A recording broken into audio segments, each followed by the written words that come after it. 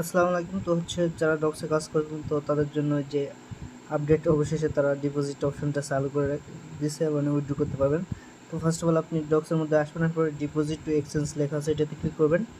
তারপর এখান থেকে যদি আপনি এক্সচেঞ্জারে উইথড্র দিতে চান তো এক্সচেঞ্জার ক্লিক করবেন। তো আমি আপাতত এক্সচেঞ্জারে দিচ্ছি, তাই এক্সচেঞ্জার সিলেক্ট করার পর কন্টিনিউর উপর একটা ক্লিক করে দেবেন। দেওয়ার পর এখানে দুইটা এক্সচেঞ্জারে আপাতত রয়েছে, ওকে এক্স অ্যান্ড বাইবিট। তো আমি চাচ্ছি আমি বাইবিটে করবো কারণ ওকে এক্স তো আমার নাই। তো সিলেক্ট করে দেওয়ার পর ইয়েসের আবার এখানে ইয়েসের উপর ক্লিক করে দেবেন। তারপর এখানে চাচ্ছে Bybit UID, dog deposit address memo.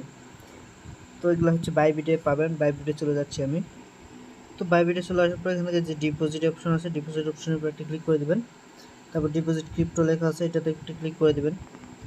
তো দেওয়ার পর এখানে লিখেছে সার্চ করবেন DO